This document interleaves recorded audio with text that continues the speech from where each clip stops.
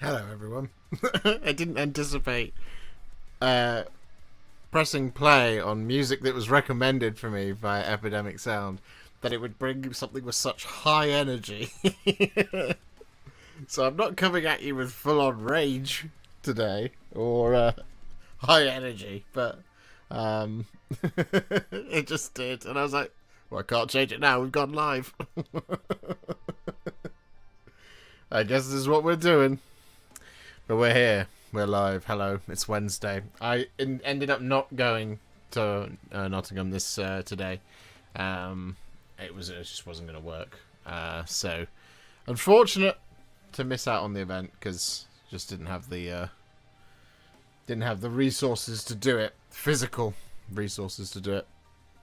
But it does mean I get to go live on a Wednesday with you guys. And tonight we're going to be talking about, well, 2025 and what is the future for 2026. I like to set goals for what I want to achieve with the channel and what I want to achieve with my hobby, and try and meet those goals within a year and bend my will towards making those things happen. So obviously we can't make any predictions for what Warhammer is coming in 2026, but we can make some educated guesses as to what's on the way. So nothing set in stone, but yeah, I thought tonight we, as in me and thee, could set some goals for 2026. I always find that quite a therapeutic thing to do, and they're loose goals. You know, it doesn't matter if you don't hit them. Yeah. But how are you guys? You guys all good? Is the audio all balanced? Is the stream working? I've got green across the board here. We're going to just be hanging out.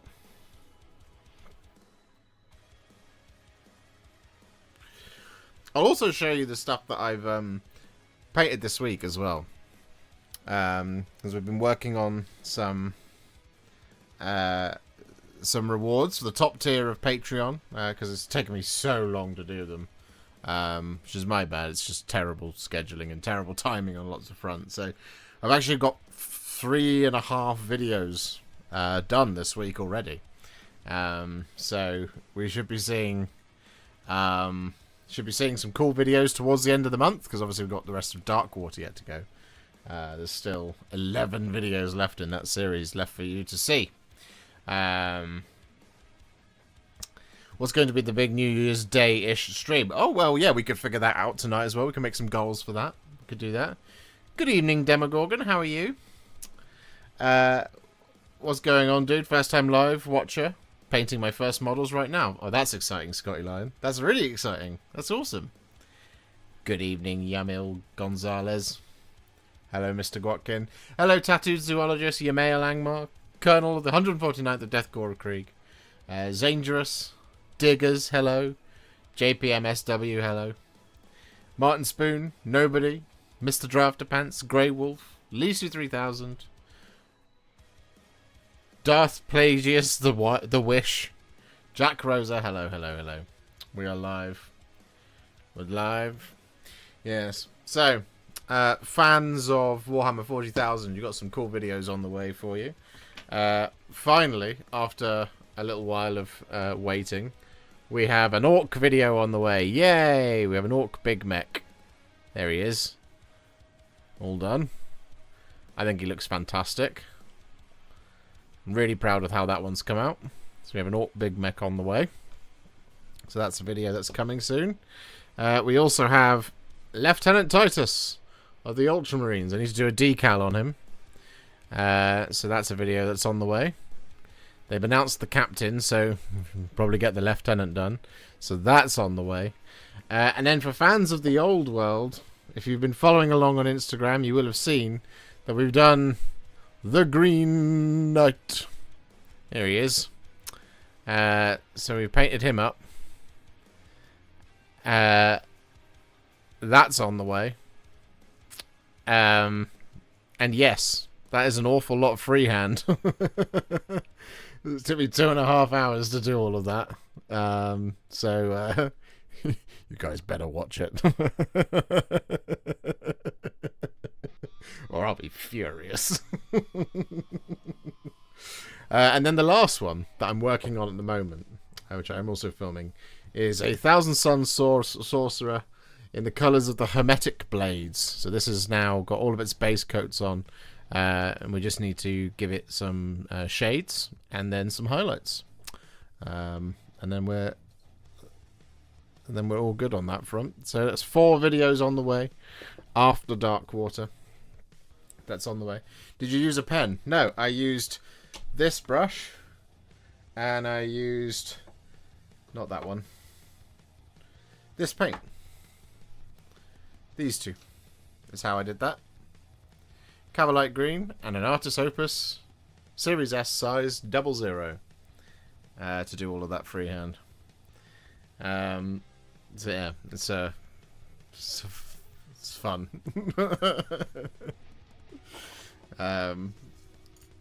It's that's the kind of freehand that, whilst it's technical and difficult and hard and annoying to do, actually you're just following the picture. It's not like coming up with something by yourself, where you're like drawing in a banner or drawing in an artwork or a picture or anything. That's the kind of thing I am incapable of doing, because I don't have that kind of I don't have that kind of dexterity or that kind of creativity. It's something I'd love to do, but I don't have a clear enough image in my head of how I would do that kind of thing. Whereas this, again, it looks really impressive, and to a certain degree it is, but it is just following the picture. It's just going, oh, so it goes. It's like painting in runes. Runes is the same thing. So yeah. But there we go. Why did you not use a pen? When will you use a pen? When will you wear wigs? Very good. So yeah. So that's a couple of things that's on the way. And then there's 2 more videos at least that I'm going to film, hopefully, in the coming days for you Middle-earth strategy battle games fans. And we're going to be kicking off a series that is going to run. So this is going to be pertinent to what we're talking about for 2026. But we're going to be moving that into we're going to be running that into next year, so we'll talk about that in a minute, because we've got a question here. Hey, Bossman, I have a question. I watched your video on the Rot Swords, where you mixed Athenian Canonshade and something 4-2, and I was wondering, is there a reason for doing that and not 2-1? Yeah, so you have enough paint to get through the whole lot, basically. The ratio is 2-1, but the amount is 4-2. Rather than do 2-1 twice, just do 4-2 once, and you'll get through the whole model. Basically, is the reason why. It's simple, yeah. Will you be releasing tutorials for the rest of the War of the Rohirrim heroes? Yes, we will eventually get around to doing them. They're not painted, they're built, they're primed. We just haven't had the time. Maybe we'll get the time after we've done the next 2 that I want to do. But that is they're part of a series. So I think I've briefly touched on it, but we're going to be running a series starting in December. So we are going to get the first video out, because otherwise we're going to run out of time to do it. There's going to be a series about my journey, my road, as it were, my path to Articon next year in August. And Articon, for those who don't know, big MESBG tournament happening in August in Manchester in the UK. I'm really excited to go. But the problem is I don't have any armies for it, which kind of need. So part of me was like, well, I don't know exactly what I want to do, and I don't want to lock in on something now this early, because I've got little bits and pieces here and there for lots of armies. You know, we have Treebeard and Beachbone the Ent, for example. I could do Fangorn Forest. All I need to do is get Birch Seed and 2 more Ents, and that's good. But we've got 9 months to go. It's still December. So we've got a long way to go until then. So in the meantime, we need to put together a full army. How do you not have an MESBG? I don't have a full 700-point army. So we have The Road Goes Ever Articon. There is going to be 9 parts to this. And what we're going to do throughout that is, if you're interested in coming to Articon, and there are still some tickets already available, I don't know if there are. There might be there. I mean, there probably is. But if you're thinking about going to an MESBG event, or indeed you are interested in MESBG, but you have no idea where to start, well, we're going to be going on a journey together, you and me, my friend. So we're going to be conquering the films. We're going to be going through Fellowship of the Ring, The Two Towers, and The Return of the King. And I've got 3 videos from each film that we plan to do in order of their appearance and coolness in my head. So to give you a little sneak peek, because we've got all of the stuff I need for it now, except for some goblins. I need to get some Moria goblins. But my point being is that for the Fellowship of the Ring, we've already done the Fellowship of the Ring video. So here's the other part of this. And sorry, it's a slight tangential thing, but with MESBG content, it's not exactly the most popular content in the world. And if I say make a video about how to paint celestial lions on an intercessor, it will do well. It won't be a video that will necessarily be the most incredibly watched video, the most popular video, but it will always do double if not triple the size of an MESBG video. But what I have noticed is when I've done MESBG videos in the past for the Rohan Battle Host, the Isengard Battle Host, the good half of Battle of Osgiliath, the evil half of Battle of Osgiliath, those videos are done quite well, right? Because it's a full set of things that all come out together. So here's the plan. We're going to be doing a series of videos that will show you how to build and how to paint the contents of which you need to put together videos for lists that you could use to create armies. So we're going to go for a bunch of different things, right? And as I said, we're going in order of appearance and coolness in the movies, to my mind. So you might disagree, but I will tell you what the 3 from the Fellowship are going to be, because the way you build armies on MESBG, you build it based on these specific lists. You don't build it on a faction base, so you don't have access to all of evil, and you get to take this from there, and that from there, and this from there. What you have to do is build it based on the moment in time. So the first 3 that we're going to be doing are the first 3 that we're going to be doing are The Last Alliance of Elves and Men. We're going to be doing Barad-dûr. And we're going to be doing The Depths of Moria. So what does that mean? Well, it means that there will be 3 videos over the next 3 months that will show you, dear reader, dear listener, dear viewer, how to paint Elendil, Isildur, Isildur on horse, Warriors of Numenor, High Elves, Elrond, and Gil-galad. That's one video. That's one video. 7 different painting videos in one video. Amazing, right? Barad-dûr, it's a little bit easier. We've got Orc commanders, Mordor orcs, and of course the Dark Lord Sauron. So there's a lot less in that. I think I've actually tweaked it a little bit and put wargs in there as well to have 4. So I think that's what we did, because we've already done the Witch King, and he can be in that army list, but he's not going to be for the sake of this, because we've already done a video on him. That's the problem. And then the third, of course, is Depths of Moria, where we'll be painting up Moria goblins, Moria goblin commanders, Moria goblin prowlers, and the Balrog. Yes, we will be doing all of those in one video. So that is the plan. That is the Fellowship of the Ring, covered with 3 cool videos. And I'm going to talk to you as we go through it to see how we put those those armies together, and this, that, and the other, and what you need to purchase it, and this, that, and the other. Will there be one playlist to rule them all? There will indeed. There will indeed. So that's something that we're going to be running throughout the year, and then of course we're going to move to the Two Towers, and then we're going to move to the Return of the King. But do you have a cave troll? I do have a cave troll. It is in that list. Thank you for reminding me. It comes in the Mines of Moria box, which is where I'm getting, I think, is it 12 goblins and a troll from? So basically I need to buy a box of Moria goblins, prowlers, and Moria goblin commanders, I think is what it is. There's 3 more things I need for it. Because I've got the Balrog, I've got some goblins already, I've got a cave troll, so I don't need to buy too much for it, but it is what it is. Sounds like a really cool MESBG series. I'm totally here for it. Really wish we could get Lothlorien Wood Elves, though. I'm sure we will make that happen at some point. They might fit into something else. Again, it depends on time this, that, and the other.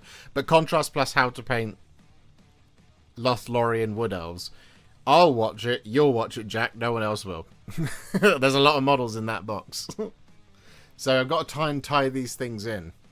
And I didn't want to do... is it Ambusher Ammon Hen? Because that's just painting the Fellowship again, plus some Wood Elves.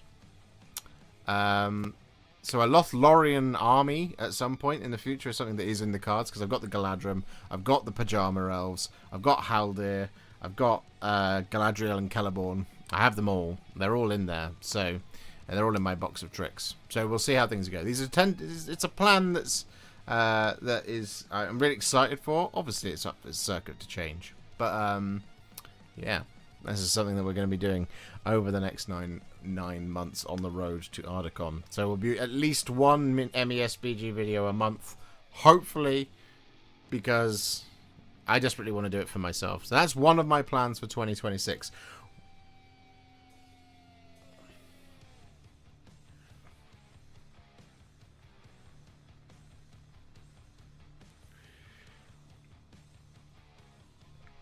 So, what are you guys working on? What are your hopes for next year? That's just one of mine.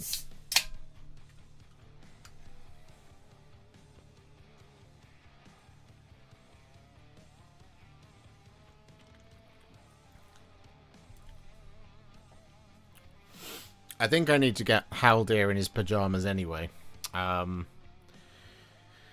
I've got Metal Haldir from Heroes of Helm's Deep, and I don't like the Haldir that you can buy now, where he's doing that with a sword. I like that one with the bow. It's my favorite. It's my favorite of the Haldir models. There's an older Haldir as well as model where he's holding his sword out like that.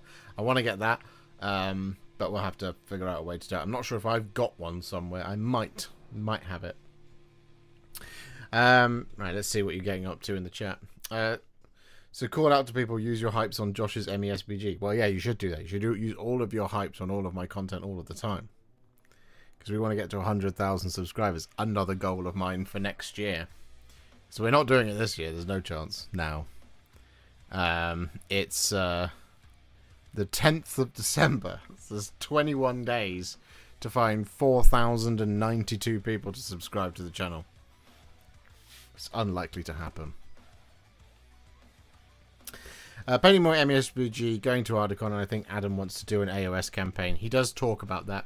He wants to do Path to Glory, doesn't he? Next year, aiming to get a 2K guard army done and an armies on parade board for them done. Nice. More Ultramarines from War Traders. I want to do my Ultramarines. More new stuff for Old World. Nice. We'll be painting more Guardsmen in 2026. I'd like to. I've got Kassakin, a Baneblade, and a Rogel Dawn to do to finish off my guard. Well, and I've got 5 Death Riders as well, which is something that I missed earlier in the year.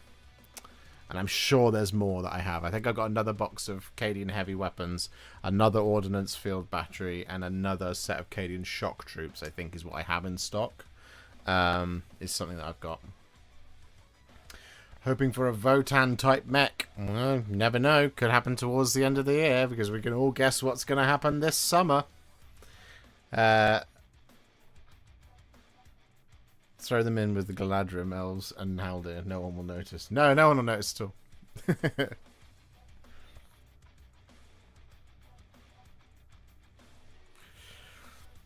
You'll all have to watch another video I'm going to be working on in the coming weeks, which is Contrast Plus How to Paint the Halls of Thranduil. And if that video does well, then we'll do Contrast Plus How to Paint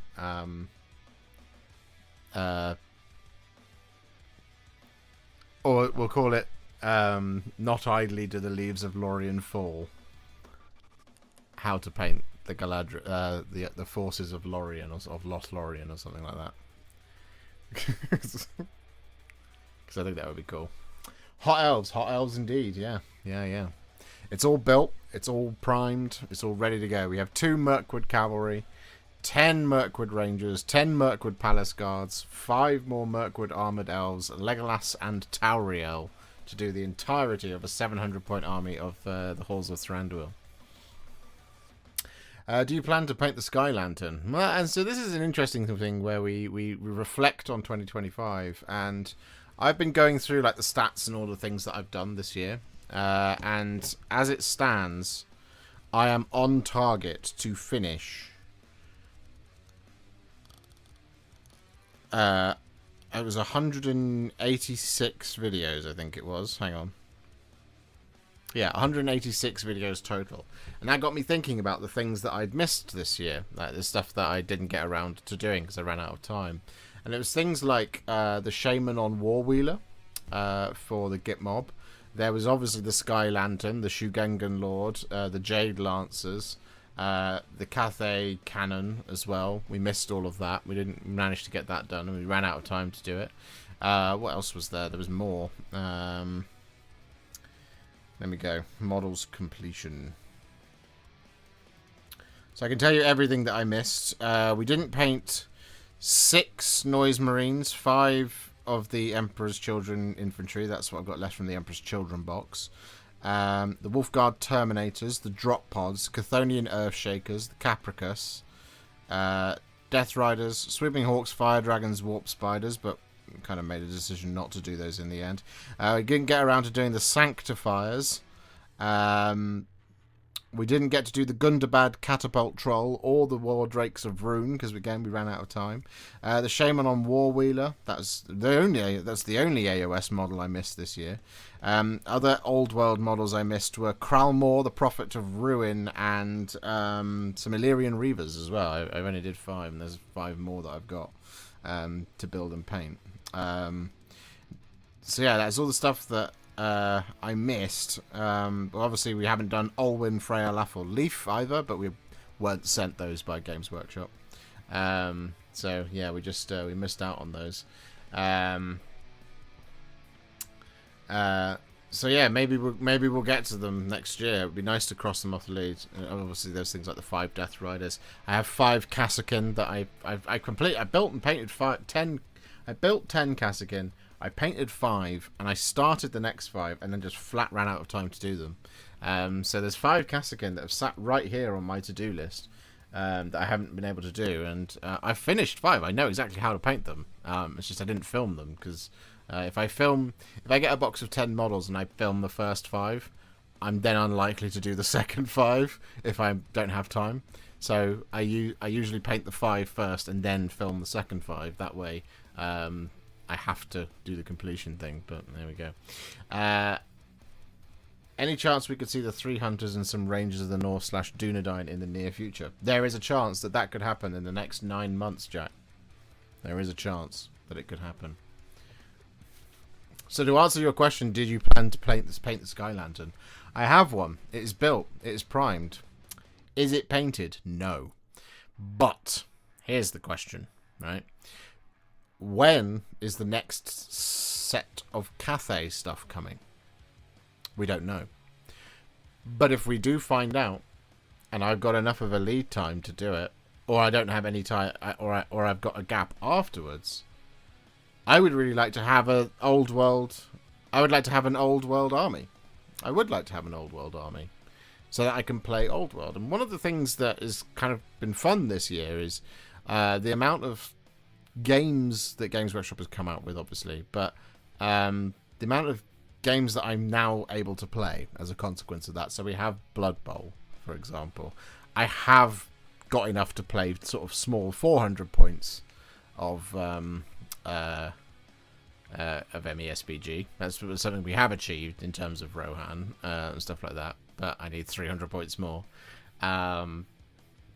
40k, we finished quite a lot. We've got more options to play 40k than ever before. I do have 2,000 points of Astra Militarum, all built and all primed and all painted, so I can play with Astra Militarum.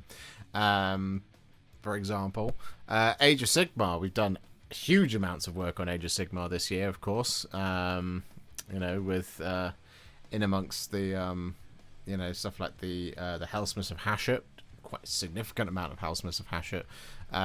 But you know, stuff like the Khorne Deathbringer and the Caradron Overlords, of course. We had some additions to that this year. And I have a load of stuff that I could do for the Caradron Overlords. It's just, again, I haven't had the time. So we will have to see. We'll have to see what happens.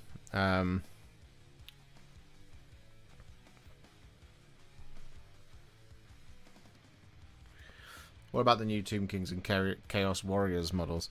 I don't have the new Tomb Kings. I do have the Chaos Marauders. I'm planning to do them in the new year.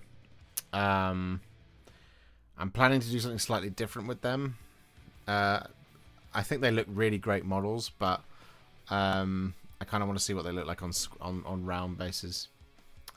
So what are my chances of painting a scale model ship with contrast paints? As I said earlier, I bought a scale model of the Black Pearl for my dad's birthday, so that's my project for 2026. My first scale model. That's very exciting. You could do it with contrast paints, not a problem at all. Depends how big it is. You know. But yeah, you definitely could do it with contrast. You can do anything with contrast paints. I prove that all the time. And it's the Black Pearl, so it's mostly black anyway. So you might as well spray it black and dry brush it. That'd be a lot quicker. How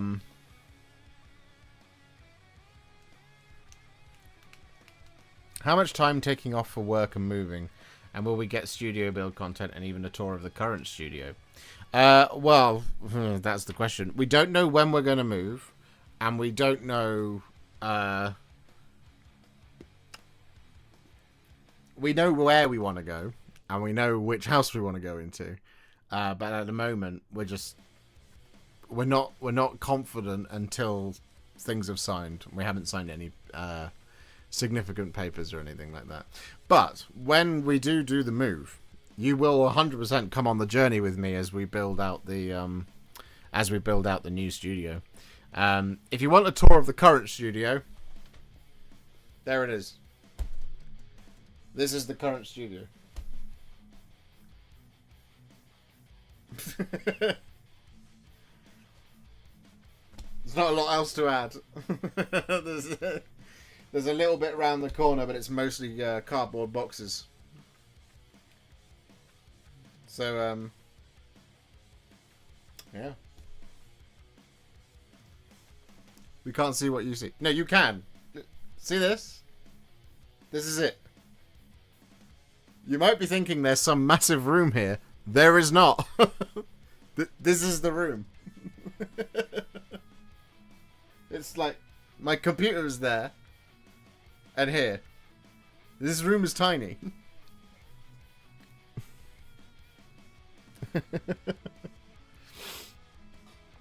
Petition for the final video in the Road Goes Articon to be Smaug. I have a question to you, Mr. Gwatkin. Does Smaug show up at the end of Return of the King?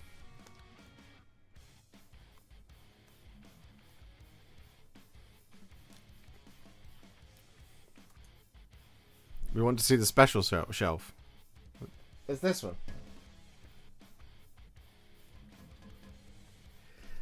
Prentice, thank you very much for the £5. What's your thoughts on the BA and Guard Grotmus detachments? The new Wolves one looks fun. To be honest, Prentice, I haven't looked at the new detachments because I couldn't give less of a shit. I just don't care. I don't have any 40k events scheduled between now and the end of this edition.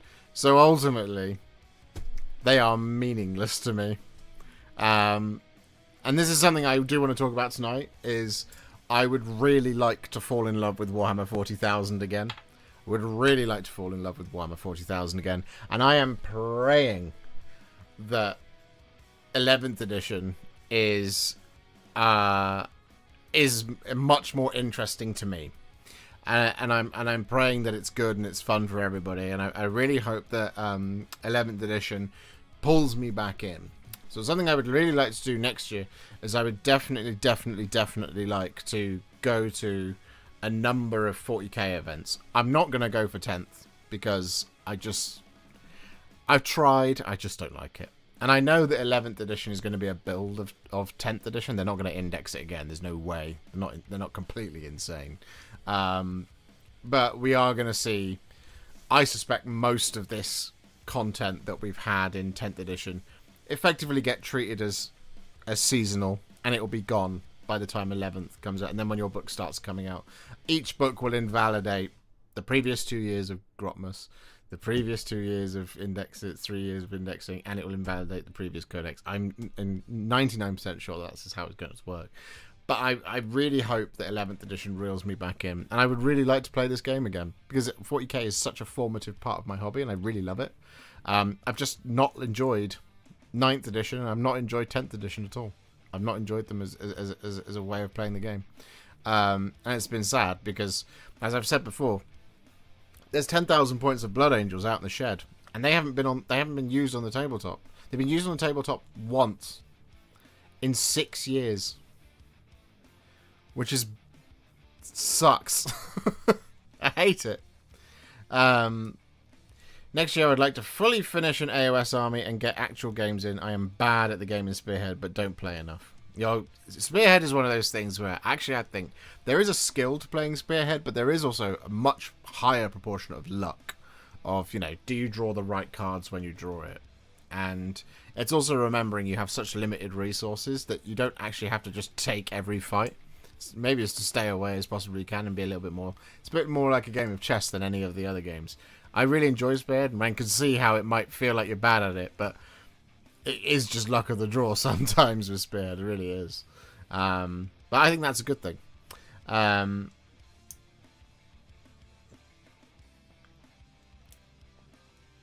What do you think would need to come in for 11th for it to reel you back in? I would like for the game... What's the best way to word this? I think I would like very much for the core set of Warhammer 40,000 to not view high-level competitive play as the basic foundation of the game.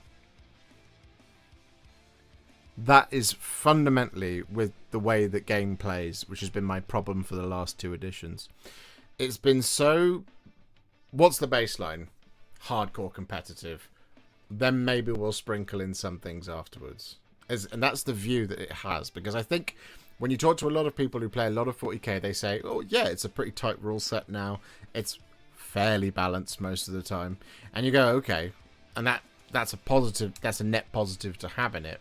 But the games themselves, I watch people play them all the time, and it's so boring. I dislike it. So I think when you build an edition that caters towards competitive play, it means the wackiness is out, the flavor's gone, and so there's no flavor in this game of 40k. And every conversation I ever hear about Warhammer 40,000 is all about this is too strong, that's too broken, this needs to change, this needs to change. I don't like how random that is. That's the thing. For example, like removing most of the D6 and D3 damage from the game and just replacing it with flat 2. That's a competitive thing, right? Because you're going, what's the average dice roll? Put that in, that's the flat damage characteristic. And then when you see so many weapons that are like strength 6 minus 2 damage 2, because that's the average, you see? So it's like so many of the things have been done to make it so that the game feels like it's trying to reduce the cinema of Warhammer 40,000 where possible, you know? And it's like, but you can never reduce the cinema of Warhammer 40,000 because the game is inherently a dice game, and if you try to reduce it too much, it becomes bland. So you should always just embrace it, embrace the craziness that is this universe, and just make it so that the game is wacky and wild. And not, like, silly, but, like, just have it so stuff can happen, you know? Just cool stuff. And if you want to make a super competitive game, make a super competitive rule set that's really, really granular. But I feel like there's just so much of it, as 9th and 10th edition has been so halfway house, but it's designed so that you can play it efficiently and you know pretty much exactly what's going to happen. It's like, I know that this unit deletes that unit. I know this unit deletes that unit. I know that this and this and this happens. I know here, I know this. So you can... That whole joke of, oh, we can just talk it out. So many games that you could just talk out.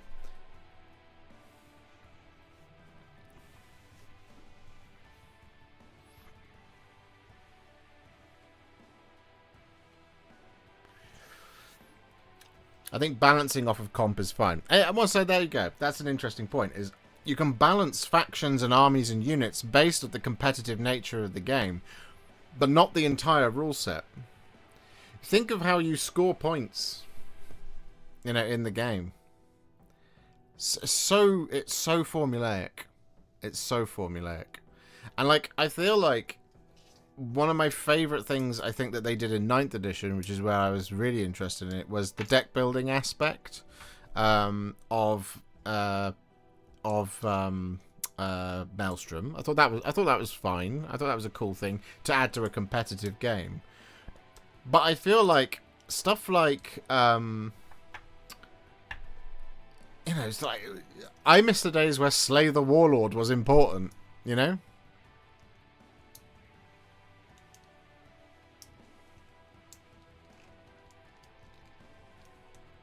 Scoring off of secondaries is so boring and repetitive. Sometimes I just want to play an honest game and duke it out or steal objectives. Yeah, and so here's the interesting thing, right? Is when you have secondaries that are specifically catered to doing a non-interactive action, people build their armies to have non-interactive units to do the non-interactive action. So when you have something that's like, hey, you can score 4 points if you have a unit in each corner of the tabletop, people put 2 units in there to just do that. That's all they're going to do. They're going to move into the corners, and the army stays in these 2 corners because they might have to score that. You see? So when you have, like, in 9th edition where people would go, like Sisters players, for example, would put 2 Crusaders into their army, a unit of 2 little Crusaders. What are they there for? They're there to do a secondary. That's it. That's the only reason they're there. They're there to just do a secondary that might come up. You know?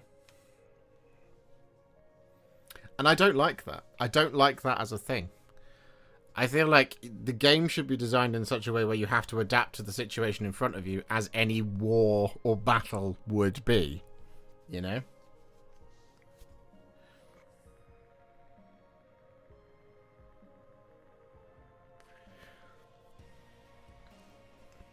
AOS has that problem too. A lot of or did when I set the game down for a while. Go stand by the edge of the board, that's all. So yeah, so there's degrees of it in Age of Sigmar. What Age of Sigmar did recently, which I thought was really cool, if you haven't been paying attention to Age of Sigmar recently, is in the recent GHB 2025, they introduced these secondary objectives, the battle tactics, where you pick the battle tactics that your army's going to do, and they are progressive in their scoring. Rather than you draw from a deck of these kind of fairly simple things to do, you draw from like the 5 different choices, and on each one there's 3 different layers, and you can only do 1 per turn, but it'll be things like, and again, I think they did a really good job of introducing that mechanic. I just think some of them are either too hard or too weird, and then some of them I feel like are like a catch. So one of them is the Gyronite Treasures one, where your opponent gives a Gyronite treasure to 3 of its units, and you have to kill each of those units to score, right? And that's fine, you know. It gives you a target at least to go for. I mean, it's fairly simple, which is why, you know, tactically the thing is to put it on the fast movers or the really tough thing or the anchor at the back, this kind of thing. But invariably armies are designed in such a way where you're not always going to have 3 things to always take Gyronite treasure. You're not always going to face Gyronite treasures as well.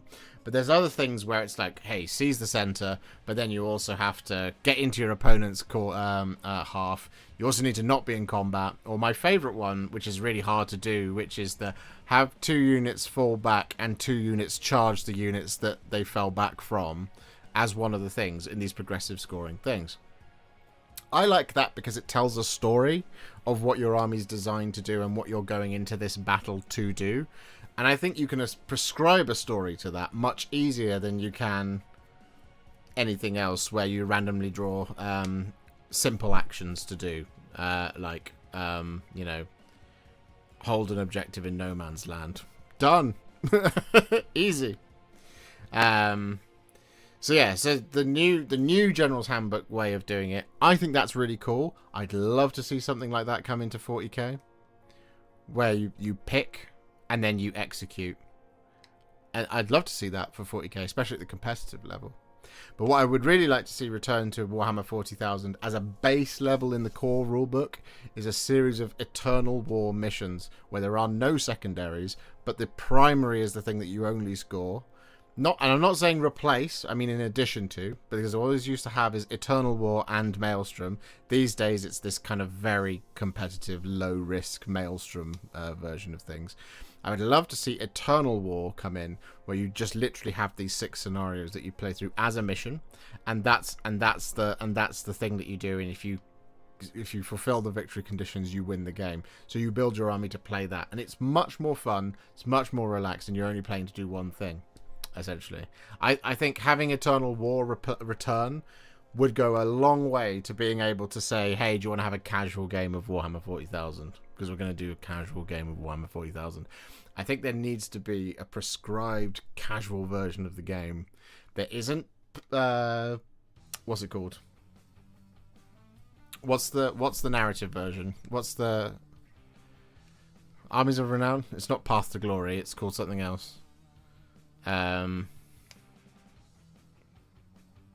What's it? What?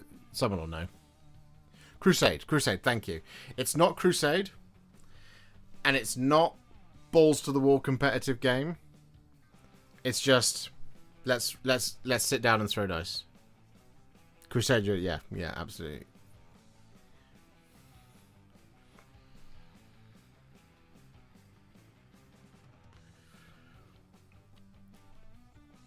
Jack, you've been a member for 49 months, almost 50 months. First stream in a while, been busy with my new job. How have you been? What's your hopes and dreams for the 11th edition box? What new units do you want to be included? Well, firstly, thank you very much for being a member for 49 months. If you'd like to be as much of a legend as Jack, who's been a member of this channel for 49 months, you can consider becoming a member. It's just down there as an option. It's the join button, I believe is what I think. Making Combat Patrol good. Yes, Combat Patrol as well. Combat Patrol needs to be rebalanced from the ground up for every Combat Patrol in the same way Spearhead was and is. It needs to have its own game that uses some of the base core mechanics of the game. But like, okay, so Age of Sigmar I think did a really cool thing where they divided the game into modules of rules, which they can then edit the module of the rule rather than the whole rule book. So you have the moves, the shoot, the hero, and then you have the advanced rules and they're there. Combat Patrol needs to have exactly the same thing, and 40k I think also needs to have exactly the same treatment to its rules. It needs to be turned into a modular concept that with Combat Patrol you then just wick out all of the nonsense and you balance it against everything, and you do a really good job of balancing it. Because sometimes you look at some Combat Patrol games and you're like, well, that's going to be unfair. Crusade is not casual, it's customization hell. Exactly. It's Crusade is a really in-depth system for people who are really into it. And if you're not really into it, it's going to be really obscure. It's going to be a wall that you run into, and it's going to seem like hell. For the groups that love doing this long-form storytelling within the game, within the universe, with their collections, it's a godsend, right? Because yes, there is all that bookkeeping, but that's how you enjoy the hobby. If I want to say, hey, I'm going to pick on you, Croatoan. If I say to you, Croatoan, hey, do you want to go down to the local gaming hall and we'll just have a game of Warhammer 40,000? It's really difficult to do in a way that isn't one of us came away feeling that we got kicked in the face on the tabletop. It's really hard to do that without an extensive conversation beforehand, much like Crusade, but without any of the payoff of playing that type of game.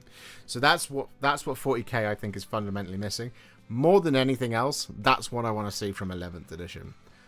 I have no idea what the models are going to be. I have no idea what the armies are going to be, other than I can be pretty sure that Space Marines will be one of them.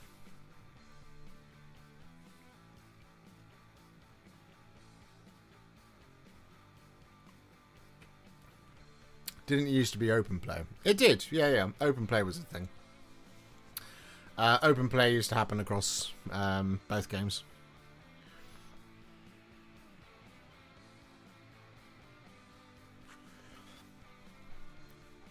Custodes into any faction that can't deal with 3+ saves. Exactly. There's such outliers in Crusade, not Crusade, in Combat Patrol, that it's just going to be a really tough thing for anyone to deal with at any time. And then there's some that is just like, it's just going to be a nightmare matchup, and there are some that are just so elite it's bonkers. So what if you massively reduce all of the rend, up all of the saves, but then give things a ton of wounds to represent that they're tough? So let's say you just give, I'm just spitballing here, but let's say you just give everything a 4+ save, right? And you change the AP a lot on a lot of the weapons for Combat Patrol. And you say, Custodes, they've all got a 4+ save. But in order to represent that they are really tough, they're going to have 5-6 wounds a pop, right? Which then should go some way to balancing it in terms of like the save's the same, right? So AP is the thing that's gonna swing it, but to protect things from being like just blasted off the tabletop, you can be like, okay, well, yeah, instead of that, we give Custodes like 6 wounds each, and their Combat Patrol is going to consist of these things from the prescribed list, but they don't get these enhancements. They don't do this. They don't do that. They have this choice of this relic and this stratagem, and that's it. Just in the same way Spearhead does.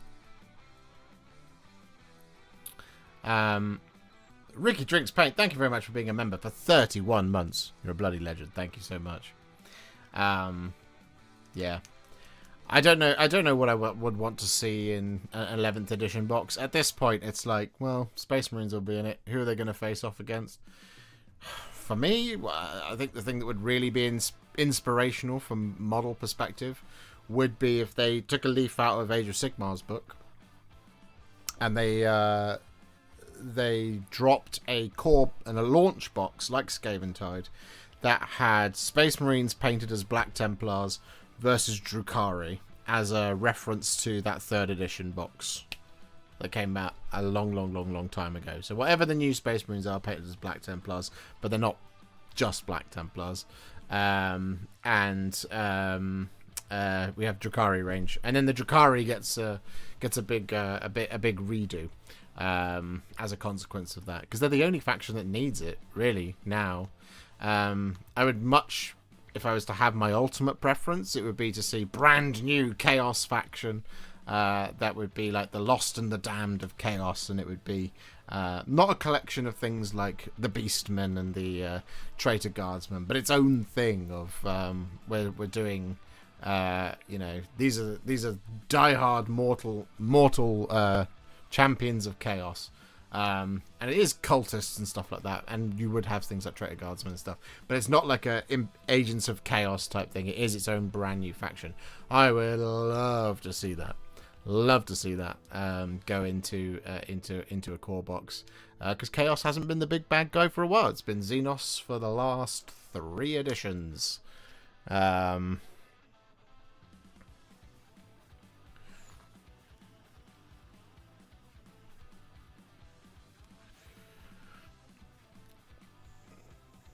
Dark Mechanicus. Yeah.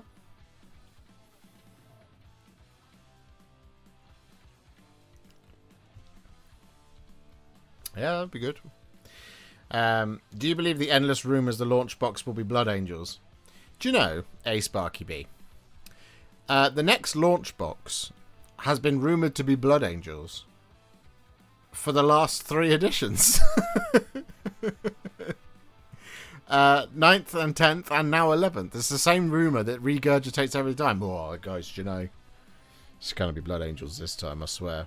And like, a broken clock is right twice a day. But like, I just don't see it. I don't see it. What could it possibly be now? You know?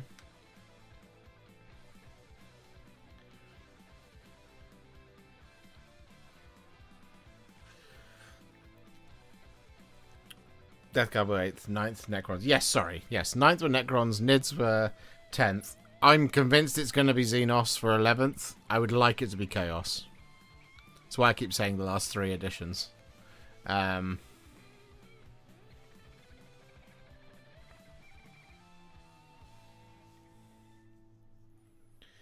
Next launch box will be Chaos Demons versus Godzilla. Now that is a game I would buy.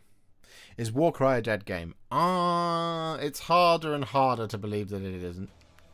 But yeah.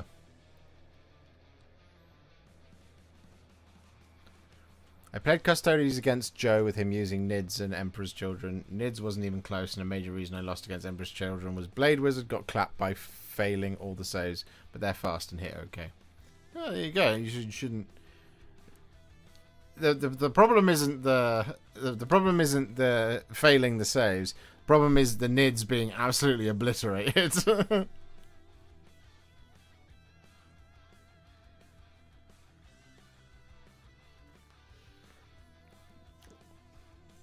Whatever the big bad of 500 Worlds, I think will be the next big bad for 11th and the other half of the launch box. Maybe. Maybe. We'll have to see what happens.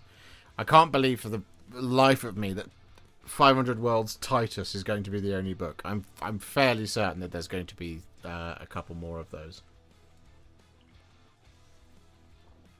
Because otherwise it's just that's the only 40k release to look forward to for the next 6 months. I just doubt that. I doubt that. To the very core of my being. But we shall have to see.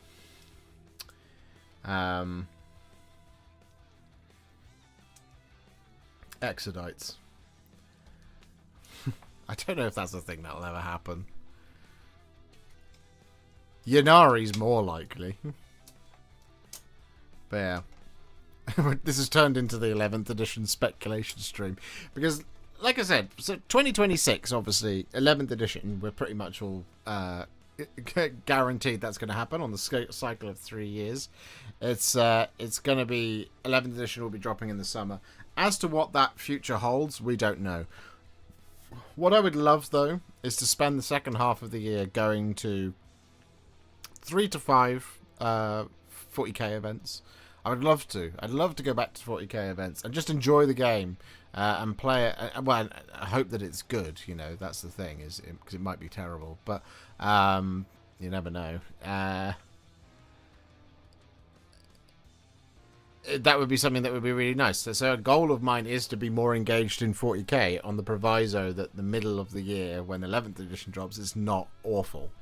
So that is a goal of mine for next year. There is other goals, like we talked about it earlier. 100,000 subscribers is the main thing that we want to get to, which means that we're going to have to fulfill our usual requirements. So, ladies and gentlemen, what does our usual requirements mean? Well, we, minimum per week, release 2 videos, don't we? On a Thursday and a Saturday. So it means that next year we want to at least release 104 painting videos. But we know it's not going to be that, because this year we did 180 something. We did 180. We will do 186 by the end of the year. So I'm going to set a goal of 150 videos for 2026. We do also do 2 live streams a week, and I'm going to set a goal of 100 live streams, because sometimes things happen where you just can't do the live stream, right? So 100 live streams once again. We shot for 100 live streams this year.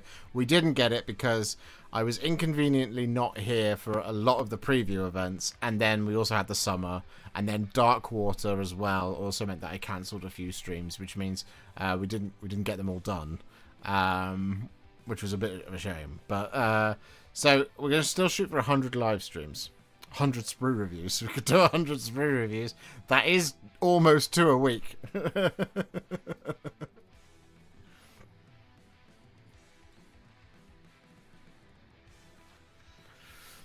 So what you're saying is you would love more casual events like what will be coming in a new local gaming store opening up in Southampton. Yeah, maybe. Maybe. So yeah. Something I would really like to do next year. I would like to stream a 40k battle report in our new studio. I would like to do that. I think that would be cool. And as a consequence of that, I would also like to stream Age of Sigmar Battle Report.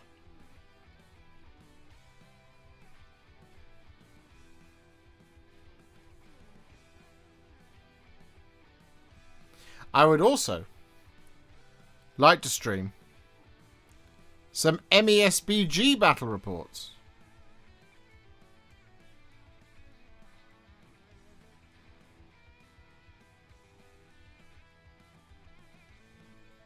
Because I need to learn how to play the game before I go to Articon. So that's 3 goals for next year in terms of content.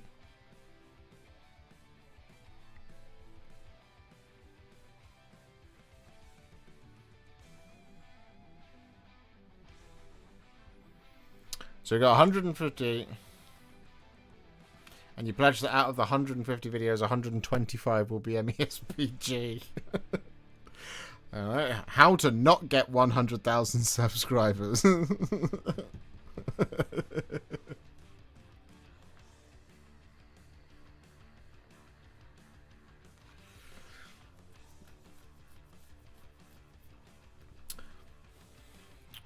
Don't set impossible goals. Say 90. Allow some vacation time. We're actually going to hit, even despite all of those misses that we had.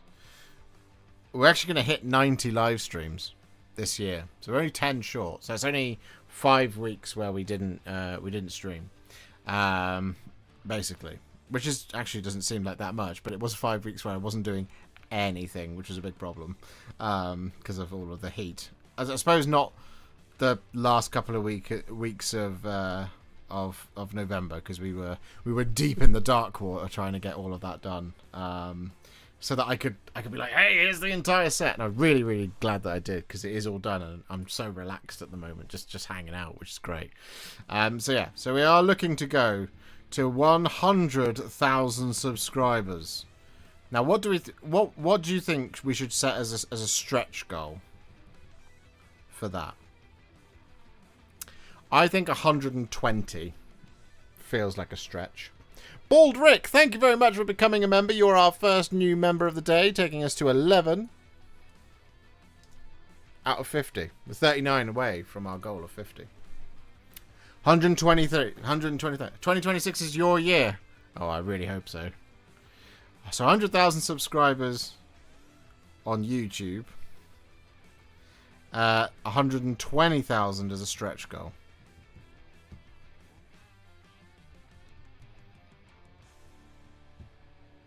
I'm okay with that. I'm comfortable with that.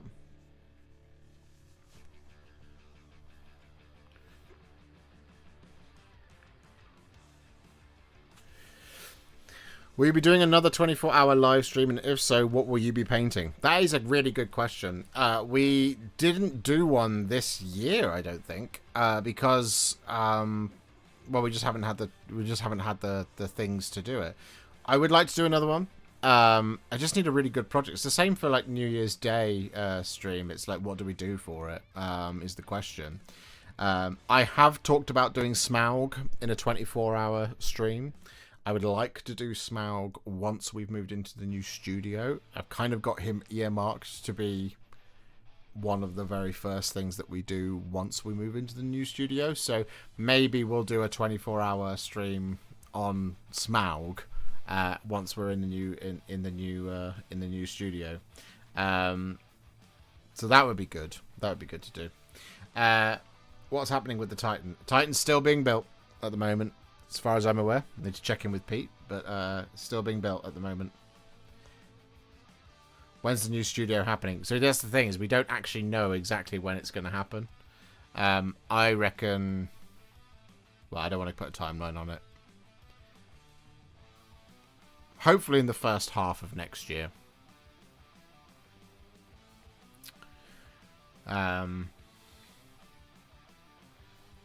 So yeah.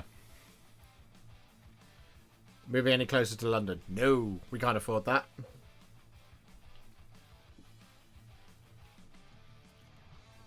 No, unfortunately not. Punishingly expensive, this part of the world.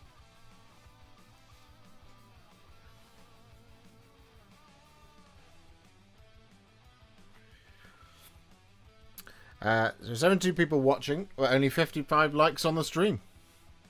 Curious. Says Crow. That's true. That's true. What's London cost? That's a very good question. Let's see, shall we? Let's go to Rightmove and let's look up average house price in London.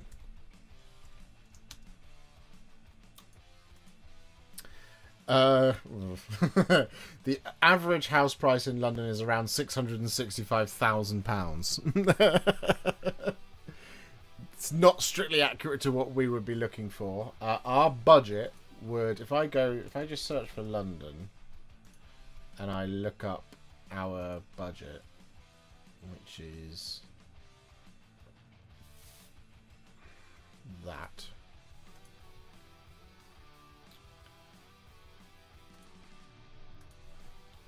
What do we get?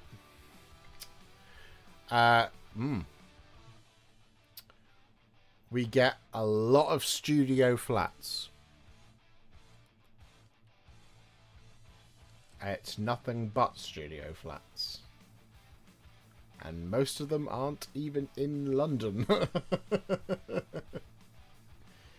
So yeah, not suitable for our needs, because I need to have a place to do work. But yeah, the average house price in London is £665,000, which is mental.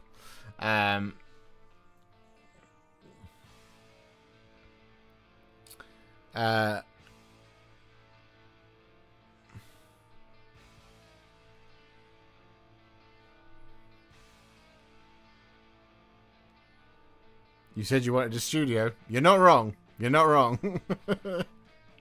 I don't want to live in my studio, though. Also, poor Alice. She'd be confined to the corner whilst I make content. Unable to say or do anything. And my Warhammer would just be everywhere. I'd have to sell everything. I'd have to sell everything to move to somewhere that would be appropriate for what we need.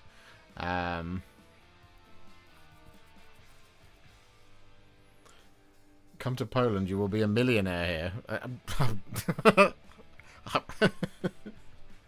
I am so far from being a millionaire anywhere that it's just not likely. Alice's Corner could be a new show on the channel. Yeah, good. Yeah, good. Yeah, once per week content. What did Alice get up to when she was allowed out of the corner? Just a quick thanks for the Dark Water painting videos. Even more hyped for box arrival Saturday, Niall. Oh, that's very kind of you, Highland Fair on. Plenty of them left to go. We've still got... How many have we done? 6? 5? There's 2 more, 4 more, 3 more this week. I know that. Yeah, that'll take us up to 8. So there's still 8 more for me to edit. Yeah. There's loads of Dark Water content. There's tons of it. But yeah.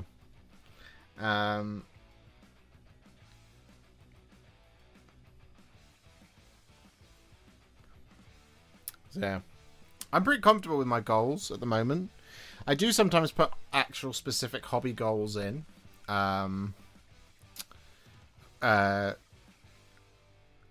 To my, you know, like projects I particularly want to do. I'm actually not going to do that this year, that are specific. I would like to have a couple more armies done, that's for sure. But when I put the specific ones in, and then you have a year where none of it gets happened, it's really disappointing. So like I had not last year, but the year before, I had paint a Tau army as one of my my goals, because I have so many Tau models. You know, I have a couple of Ghost Kills, I have 3 broadsides, I have like 12 Crisis Suits, somewhere in the region of 30 or 40 Fire Warriors, and so on and so forth. There's just tons. I have tons and tons and tons of Tau models. So I had this list of things that was, I want to have a Tau army, and then just there was no Tau that year, so there was no time to do them. But this year, actually, we did get, obviously, stealth suits. And was Vespid this year as well? And was Kroot this year as well? To YouTube, the source of all my knowledge. View your channel. Videos. When was Kroot?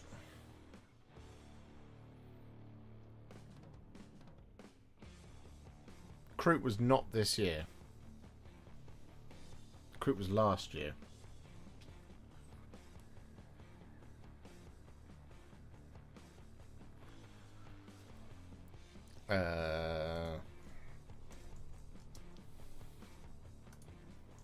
Vespid. Vespid was last year, 2024. Stealth Suits was obviously last month. Almost a month to the day. Kroot. Kroot was last year as well, 2024. So yeah. Hobby goal for you. Feel confident that you are one of the greats when it comes to miniature painting. Oh no. Positive affirmations as a goal for next year. I'm not sure I can do that. What do you think dark water tastes like? I imagine it tastes like sweet, sweet Coca-Cola Zero. Not sponsored. Or Guinness. Maybe Guinness. A couple of suits when the new characters come out could be good, providing they send you them. Ah, well, yeah. So that's a good point there, Predators. We could take everything that we've got for Tau now. So we've got Farsight, we've got Shadow Sun. What's painted? We've got Farsight, Shadow Sun, a Riptide, 10 Fire Warriors, Vespid, Stealth Suits. So I've got... Oh, and then we've got Rampagers, Kroot, the 3 characters, and the Hounds, and the Krootox. So 13 different... Theoretically, we should have at least 13... We should have at least 13 videos for Tau.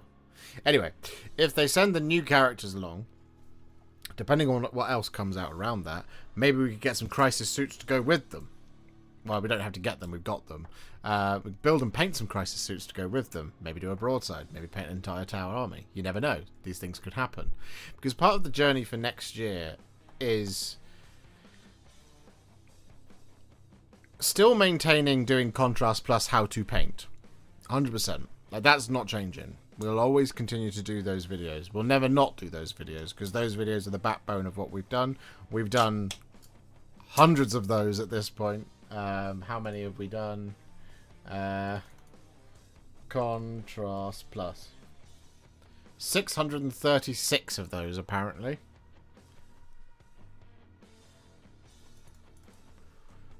So... we will always continue to do those. But doing some form of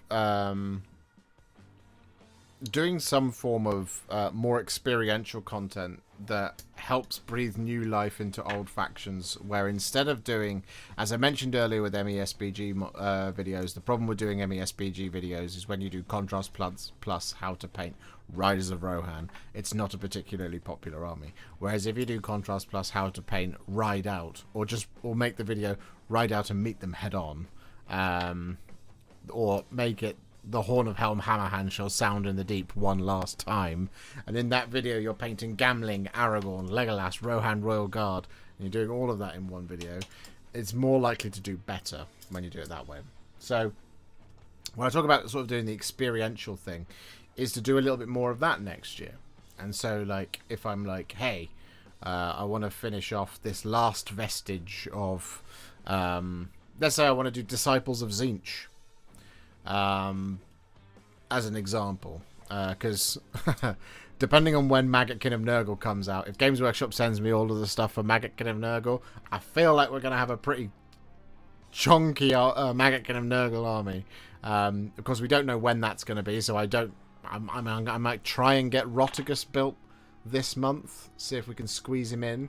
ready for whenever that battle tome drops, but I have no idea when it's coming. So we'll have to know. We'll have to find out at some point in the future. But a good example of this year where it would have been cool to do would have been because the Deathbringer was the only thing that came out for Blades of Khorne. It would have been a cool thing at the time if I had the time to make a decision to not paint something in order to be like, I painted a Blades of Khorne army inspired by the new Khorne Deathbringer.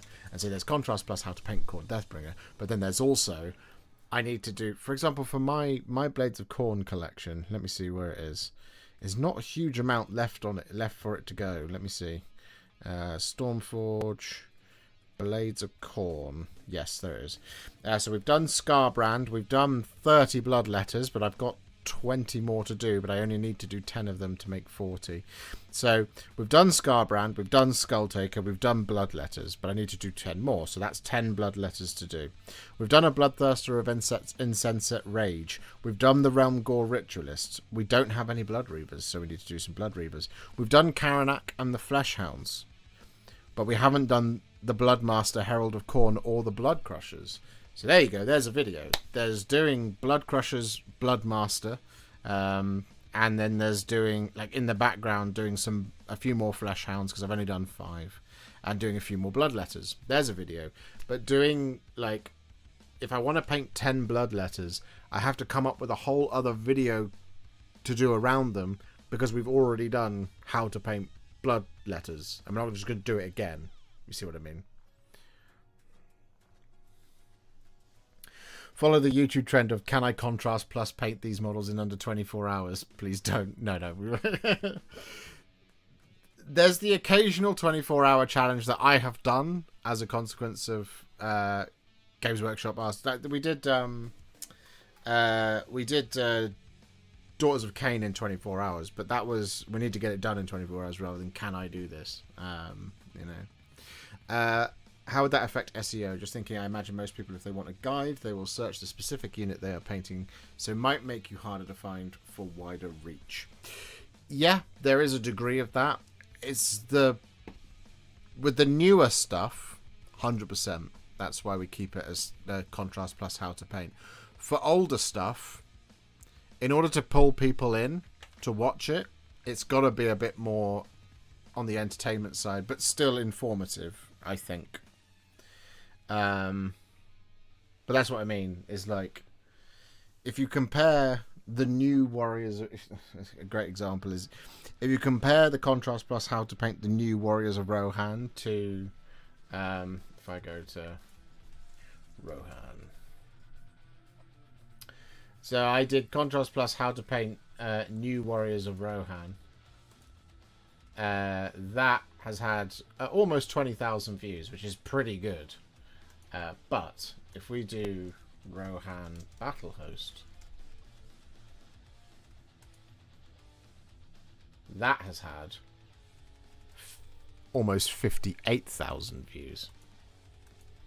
So a significant difference. And that video has AMR Riders and old Warriors of Rohan. So it's a bit more experiential. But still, it's a how to paint. And it was a how to paint of a box that was released, the Battle Host. But yeah.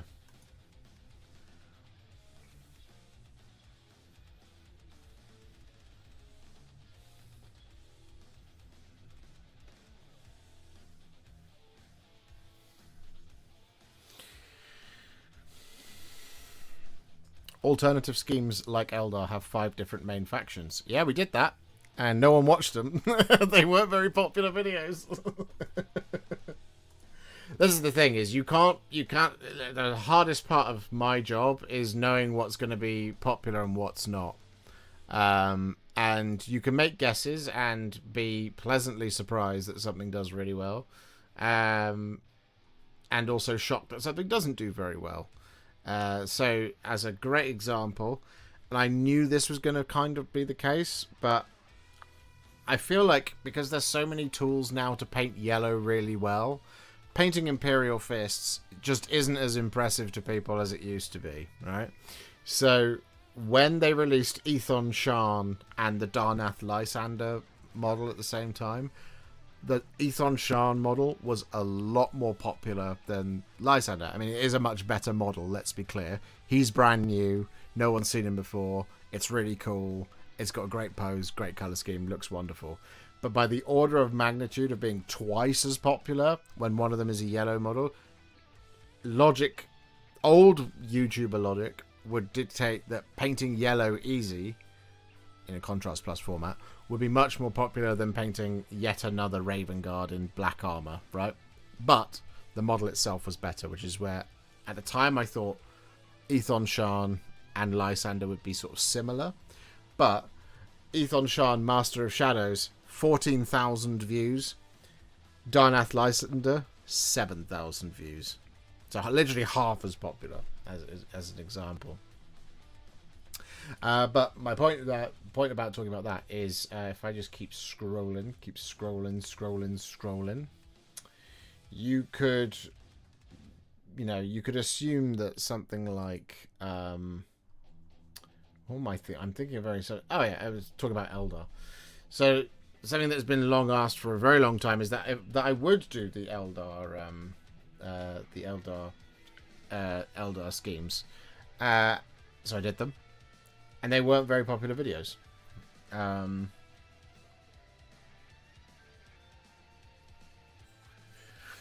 the really interesting thing is that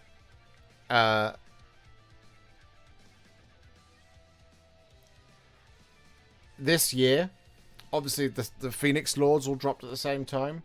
The plastic version of the Phoenix Swords, which apparently was the #1 thing everybody wanted. The #1 thing that everybody wanted. They were all 10 out of 10 videos rather than 1 of 10 videos. Every single one. And there was no, it was really shocking.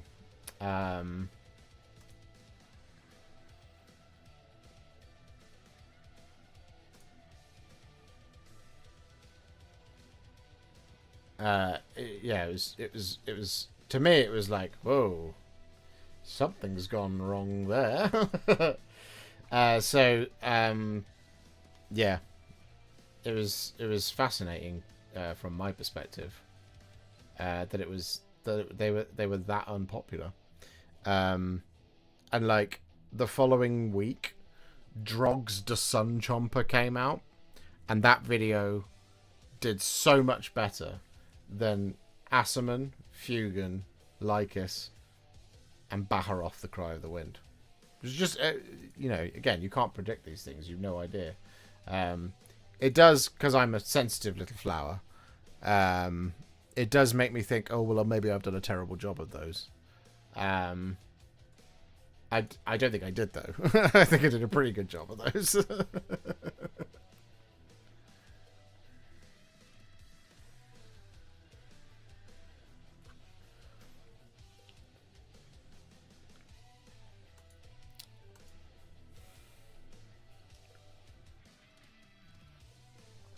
Did you ever do a how to paint Eandon guide? I did. I did Eandon, Saimhan, Ulthwé, Alatok, and Baal Tan. I did them all on a Guardian.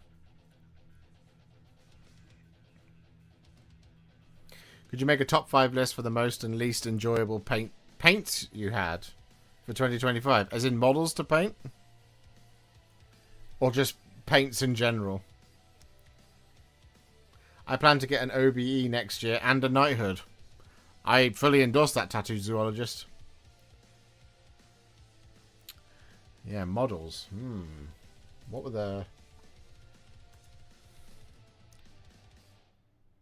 For the most and least enjoyable. Okay. I thought you just said least. I was like, I'm not just going to make a video about how... I'm just going to do a top 5 of how all the worst ones were. Alright, let's have a look, shall we? What have we done this year? This year, we start off... What was the first video that we released this year? It was...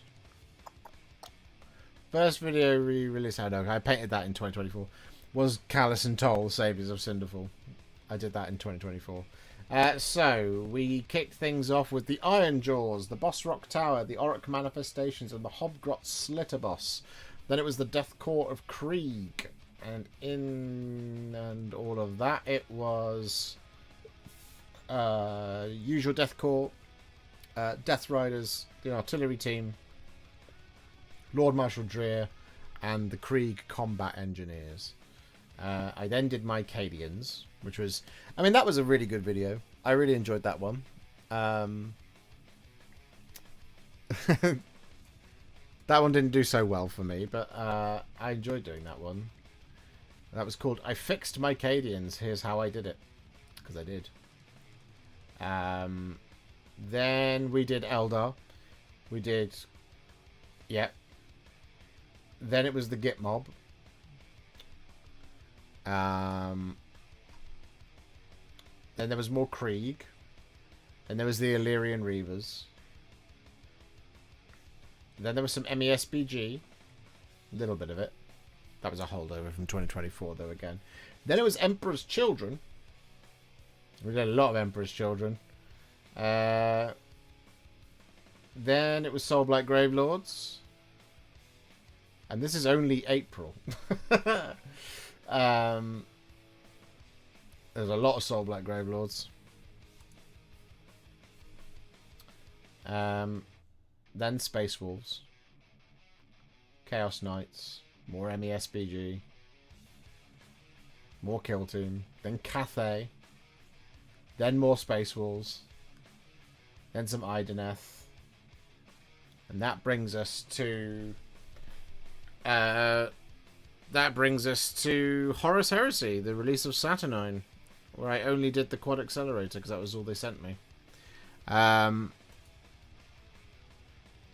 So in the first half of the year...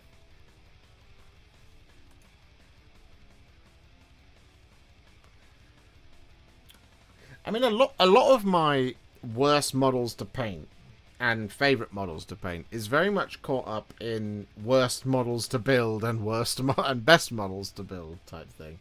But I really enjoyed the first 6 months of the year. Mostly. The most part, I enjoyed the first 6 months of the year. I mean, painting the Revenant Draconith and Prince Vordry in a week, that was really fun. A really fun little week that we had. I didn't particularly love doing, because they were awful to build, the Illyrian Reavers. I really like how they came out, but I really didn't like building them. And I didn't really like building the Sunstealer Wheelers either. I thought that was an absolute nightmare to build. The Snarlpack Cavalry were great, and Drogs to Sunchomper was great, but I didn't enjoy building those things. We also did the Catapult, but I'm not seeing it here. Where is it? I completely forgot that I did that. Surely I put that video out.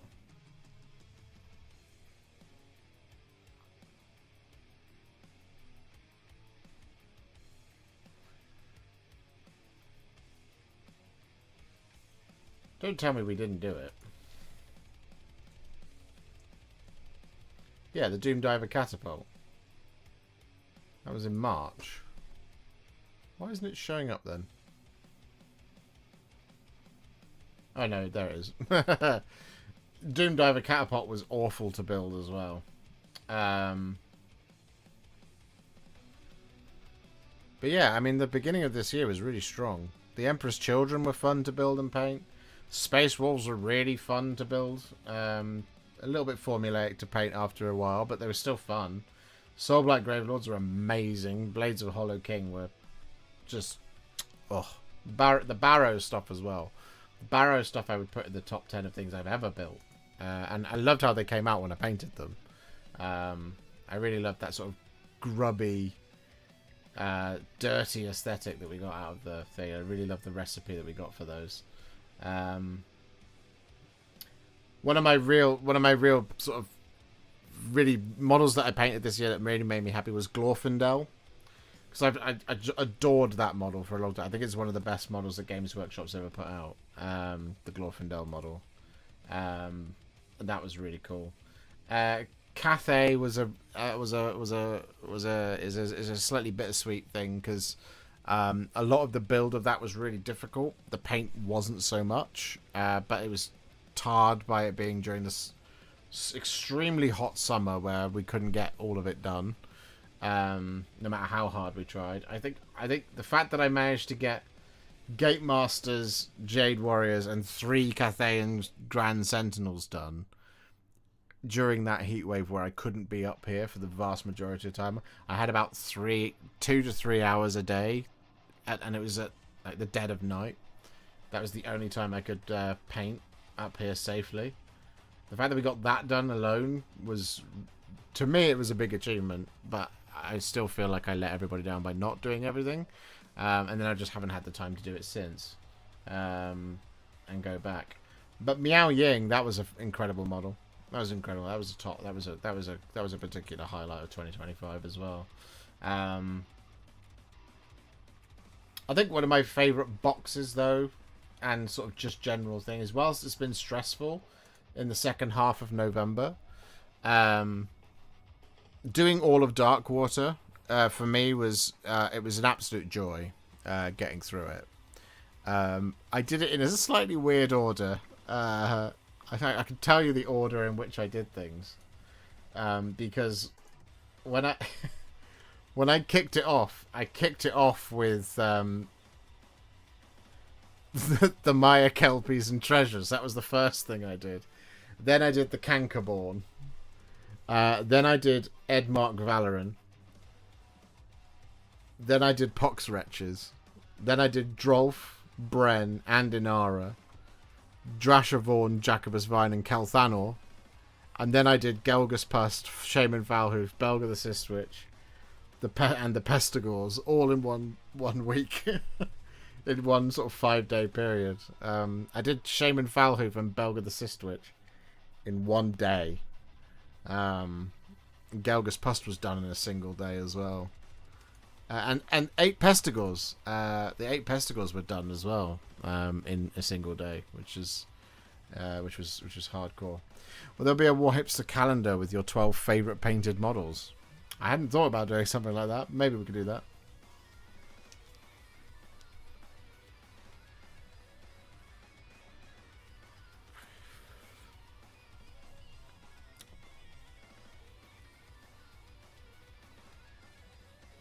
That was my guess. The smaller models seem like the logical start for the box. Quick wins to get you motivated.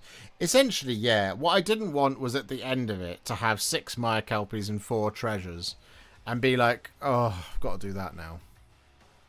And then knowing how my brain works to be like, this feels like a slog. So instead I left Pestigors to the last, which still felt like a slog. But arguably what I should have done is done Pestigors and Pox Wretches and Maya Kelpies and Treasures first, and then saved all the cool stuff till last. But I kind of wanted to mix it up as I was going.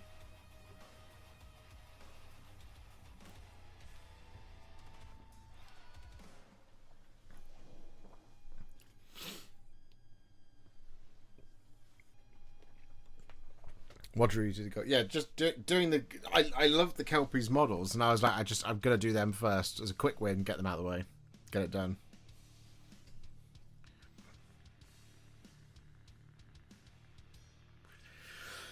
How much planning goes into a video like the Darkwater stuff, or do you more or less know what you're going to do with them from the start?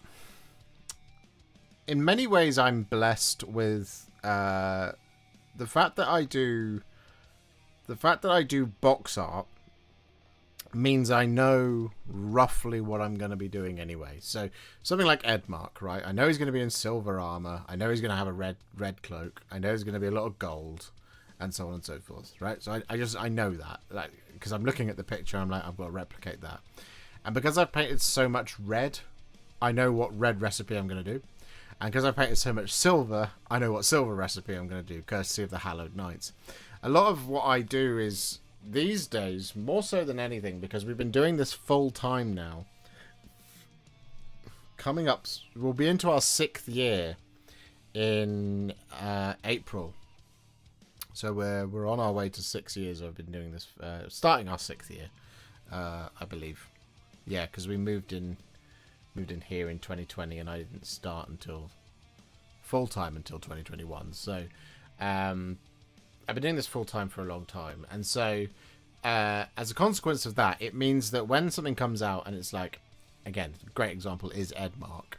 I know that in my locker there is a lot of red. There's a lot of Blood Angels, for example. So I just know what I'm going to do for it. It's like, it's going to be Bile Red. It's going to be shaded with Blood Angels Red. I'm going to highlight it with Evil Sun Scarlet and Fire Dragon Bright. And that is, I just know that's what's going to happen. It's because it's predictable. It's easy. If you follow the channel, you'll know it as well. So you'll be like, ah, right, yeah, I think I know what's going to happen here. And you'll see it and you'll recognize it. And if you've done it, you'll be like, yep, I know what I'm doing, right? So it's consistency for consistency's sake, rather than just sort of changing it up all the time. Silver as well. You kind of know the way I do gold, so you can kind of pretty much figure out how I would do a silver. But also, if you've watched all the Hallowed Knights videos, you know that there's a bunch of stuff there for Hallowed Knights. Same for Grey Knights and things like that. There's a lot of silver recipes, but I knew which one I was going to choose, basically, for it. The interesting challenge comes from something like the metallic green, which is really interesting. It's a really difficult one to figure that one out. And ultimately, for that, the first model that I'm filming is a risk. You never know. It might be awful. It might not go well. But then again, I know these paints so well because I use these, however many there are. You know, I use these. I use this one range and I use it all day, every day. So I know how the paints are going to perform. I know what they're going to do most of the time. Some mixes you might not know, but it comes down to kind of experience and also just knowing what I've got in my locker. So if for example, the Darkwater stuff, if it wasn't metallic, that green, it was just your sort of regular Death Guard green sort of thing, I've got that recipe locked. I've done the Lord of Poxes. I've done the Putrid Blight Kings, which is a different one, so it's a bad example. Puscoil Blight Lords. I've done Typhus. I've done the Combat Patrol. I've done Mortarion, you know, I've done all of these things. And like all of like with the Cankerborn, for example. In the past, I've done Grandfather's Gardeners, done Plague Bearers, I've done Beast of Nurgle, I've done Great Unclean One. I've done all of those things. So because I've done all of that stuff in the past, it informs what I'm going to do first and foremost. And if I need to change something, then I change it. The question then, of course, becomes for something like Metallic Death Guard, Metallic Nurgle, how do you paint that? Like, what is the vibe? And so then I just go into my locker of other things that I've got. I went and checked out my old What It Looks Like series, because I knew that there wasn't a specific green paint that came out in the second wave that was going to do it by itself. But I was interested to know what, because I've done it in the past, I know what I have a video that shows me what Militarum Green looks like, knowing that that's a general base code that I've used in the past for Death Guard. I know what Militarum Green looks like over Greyseer and Wraithbone. And I also have a What It Looks Like Metallic video that shows me what it looks like over Runelord Brass, Retributor Armor, and Leadbelcher. So that was my first port of call. So I go and look at that, and I go, right, there you go. Militarum Green over Runelord Brass, that's the one. But then you compare it side by side with the photo from Games Workshop, and you go, well, there's a hint of yellow in there, but it's like a greenish yellow. And Striking Scorpion Green, which was my first guess, is way too green. But Mantis Warriors Green has got that little bit more green to it. And I don't want to glaze in Nazdreg Yellow, because I don't want to make it too complicated. I don't want the mix to be too insane like it can be sometimes with Death Guard in some of my older videos. So what if the greenest, the yellowest green that they do is Mantis Warriors Green? If we apply that over the top of Militarum Green, what's that going to look like? And so when I first put it on in the video, and it was on the Blight Templars that I did it, I didn't know if it was going to work, but I did know roughly what it was going to do. My question was whether or not it was going to darken down that recipe too much, and instead what it had is a very delightful effect, which occasionally happens with contrast paints when you're not expecting it. It accidentally looks like it's brightening it, which it's not. because it's adding another filter, but it's filtering the green, and that's where colour theory comes in. So I went and looked it up, and I was like, what happens if you put yellow over green and this, that, and the other? So yeah, there's not a huge degree of planning that goes into it, but there is a bit of research. Is basically the long form answer to your question.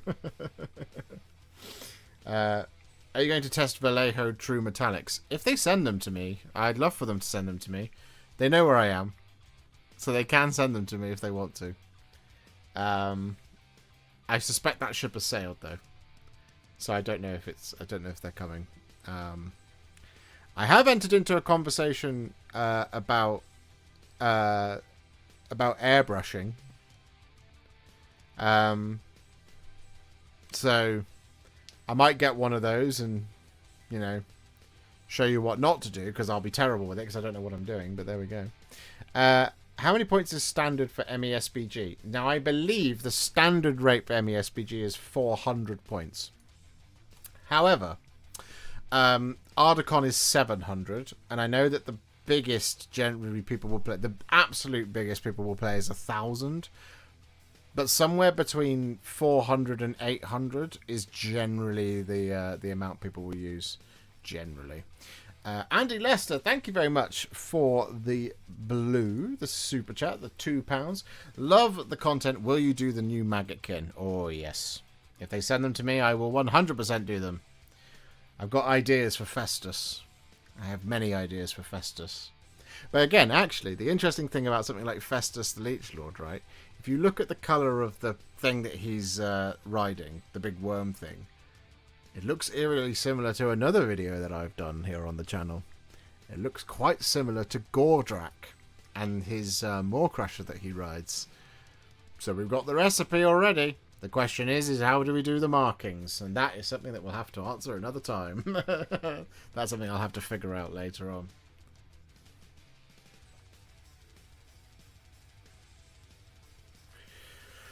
Thoughts on glazing copper with greens for Nurgle armor? Which colours would you suggest? You want it to be... It depends on the copper.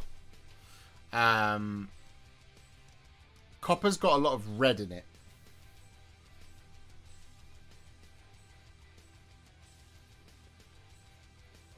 Generally.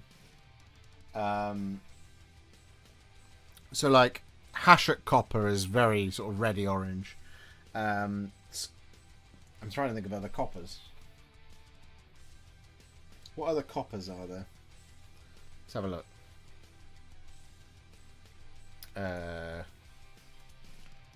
Copper. Fulgurite copper. Yeah, it's got a lot of reddy orange to it. So I don't know how green will act over the top of that. I suspect you'll get something that's kind of brown. You might want to consider...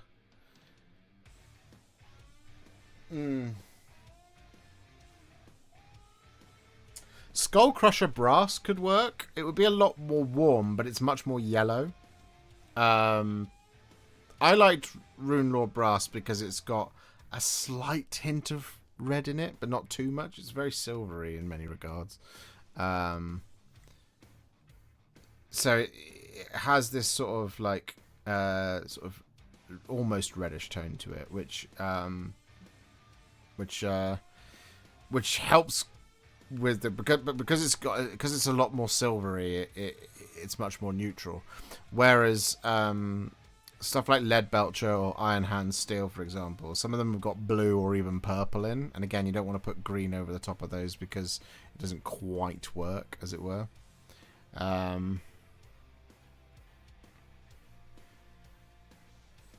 Back to my question of the first question of the stream. What do you think the shortlist is for New Year's Day?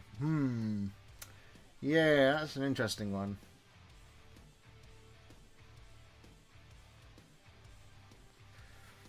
I don't know. What would you like to do? What would you like to see? What would you like to see? Watch the stream while assembling some resin minis. Lots of careful, slow glue process. Gotta go to bed. Thank you for the Darkwater priming preview answer. Oh, you're very welcome, Rock Golem. Very welcome indeed. Did you receive Ferran Arios? And when do you... Who is that? That's the answer is no. Ferran... Oh, I know who that is. Yes. No, I did not receive Ferran, unfortunately. Is he still available? Games Workshop. Ferran. He is still available. Oh, I should order that. I don't want to miss out. How much is it? Oh.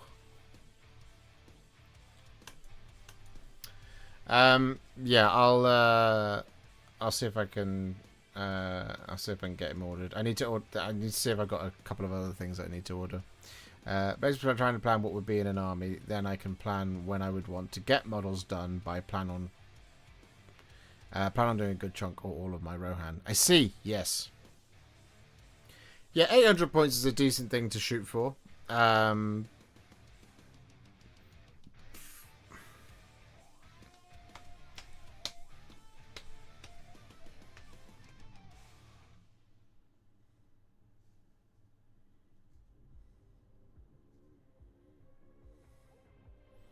Would love to see Champions of Erebor. I would also like to do Champions of Erebor. I have them. I've got the Hunt for the Arkenstone. That's not Champions of Erebor. That's just Thorin's company, isn't it? I don't have Champions of Erebor.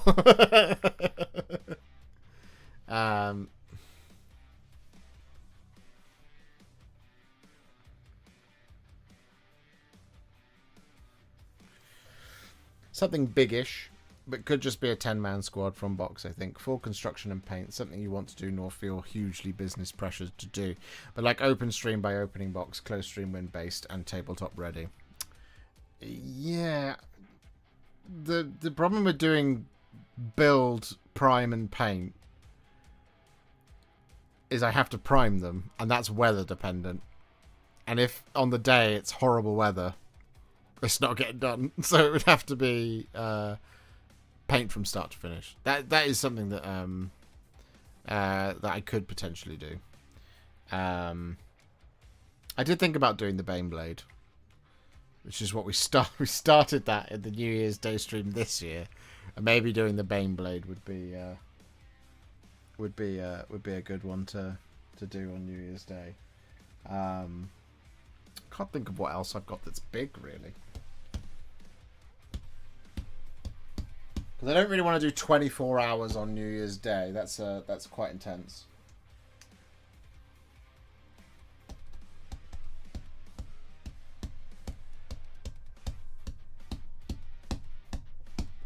Maybe we'll finish our Ultramarines army. Maybe we'll do that. Or if we get Rotigus built and primed, we could do him maybe. He would be a good candidate for New Year's Day.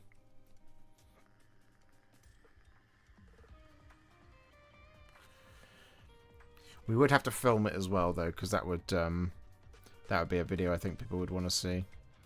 What else we got? We've got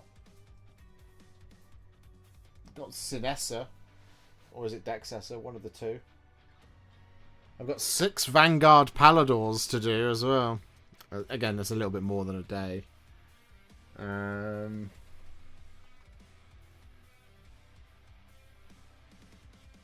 Could do a series of demons, maybe.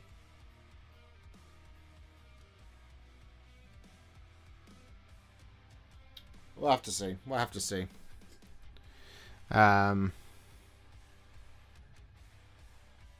I really want to do an Ultramarines army because of all the new support. I love them.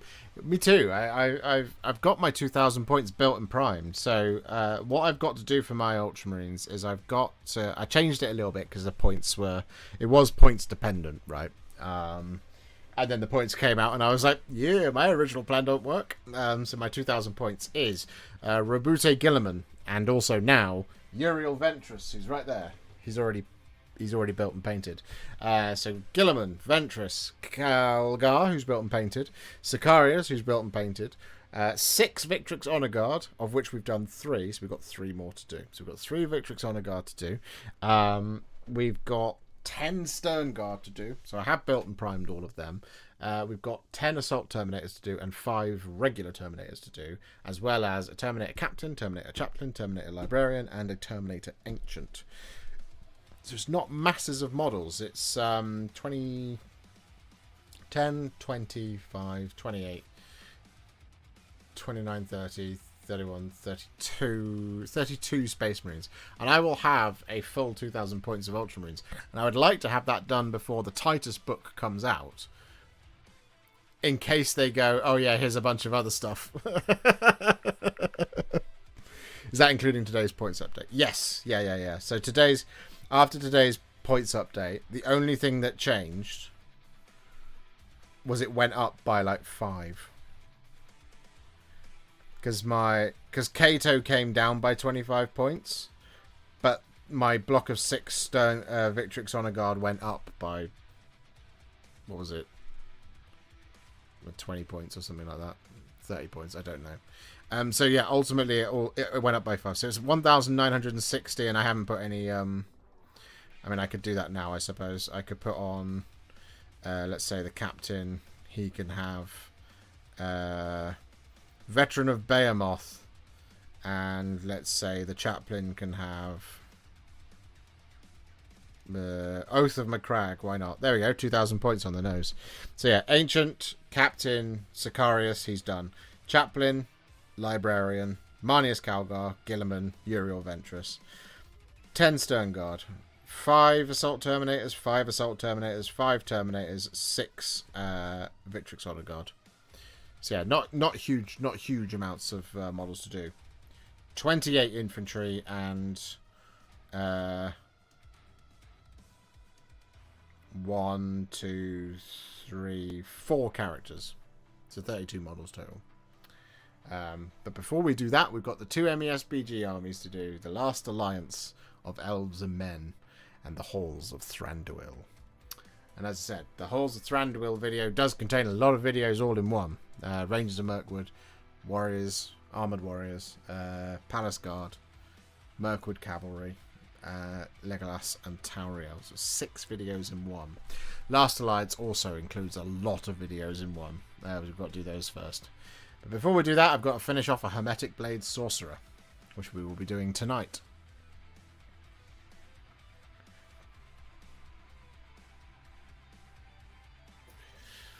What model has been in your unpainted pile the longest?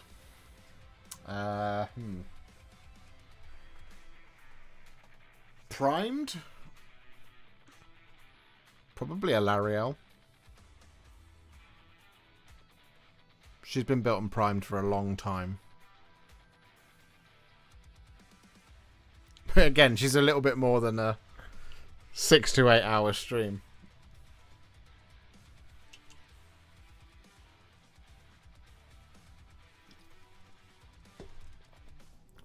I suspect we could spend 10 to 12 hours on the Wardroth Beetle alone.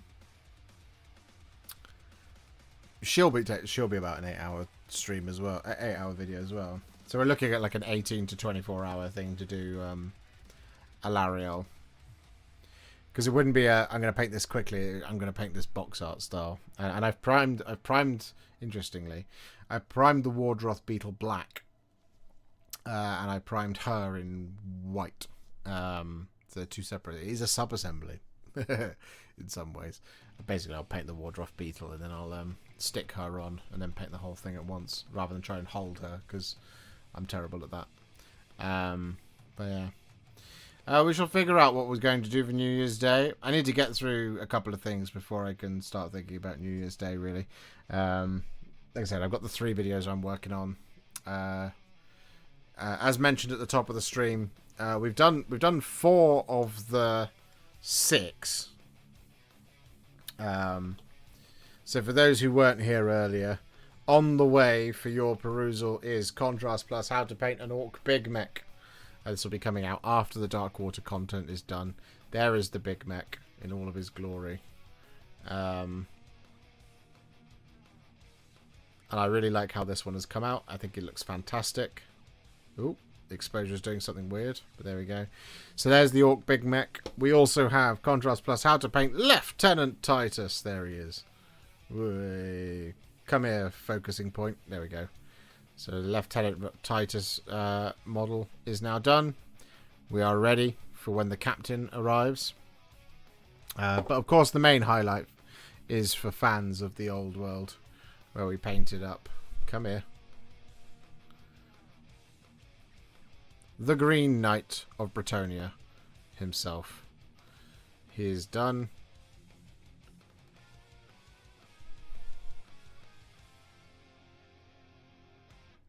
He was a mission and a half, but that's on its way. And then yeah, I've got to shade this guy and highlight him. This is our Hermetic Blade Sorcerer. So there's lots of work to do on here. But yeah, this video is on the way as well.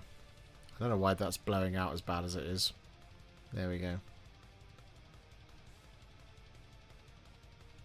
So yeah, that's 4 of 6. 2 more to go. And then we really are done for the year. But on that note, ladies and gentlemen, it is 25 past 10. It is time for us to end. We've got a list of goals. I will continue to work on those goals. I enjoyed reminiscing today and talking about the fears of 11th edition. I hope you enjoyed tonight's stream. I know we haven't been playing Darkwater tonight. I did say we weren't going to. We were going to do a little bit more of our usual scheduling. We haven't done a Wednesday stream like this for a while, so I really enjoyed this one. Thank you very much. This Sunday, get your towels ready. It's about to go down.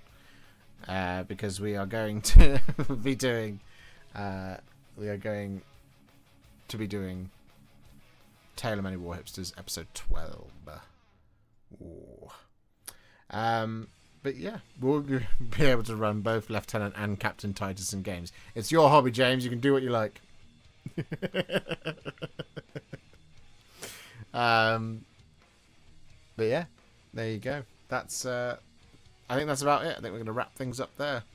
So yeah, tomorrow we've got Drolf Ironhead.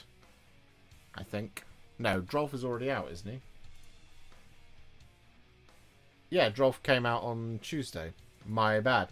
Tomorrow we've got Contrast Plus How to Paint Darkwater Mulgoth the Cleaver. And then on Friday we've got Contrast Plus How to Paint Darkwater Bren Tylis the Renegade Saint. Saturday it's probably going to be one of either Pestigors or Pox Wretches. Probably Pestigors. And then Sunday we've got Tale of Many Warhipsters. I need to message Mr. Gwatkin, Mr. Robbins, and Mr. Smith, see if they are available. I keep forgetting to do that. I should do it after stream, just so I know that I've put the request in. Hopefully they can join us, but if not, well, you know that we're capable of flying solo on Tale of Many Warhipsters. They'll definitely be in for the finale, I'm sure, if they're not here for the finale, as it were, for the epilogue. So there we go. Anyway, thank you for hanging out with me tonight. I will see you all very soon for another stream on Sunday, if you're going to be here for that. And if not, we'll be back on Monday with a Me Time Monday. Not sure what we'll be doing. Probably, maybe, if all things go my way, finishing off the last alliance of elves and men. That might be what we're doing on Monday. But I don't know. We'll have to see. See how time goes. Anyway, I will see you all in the next one. Bye for now. Hand of farewell. See you later, guys. Thanks for hanging out. Bye.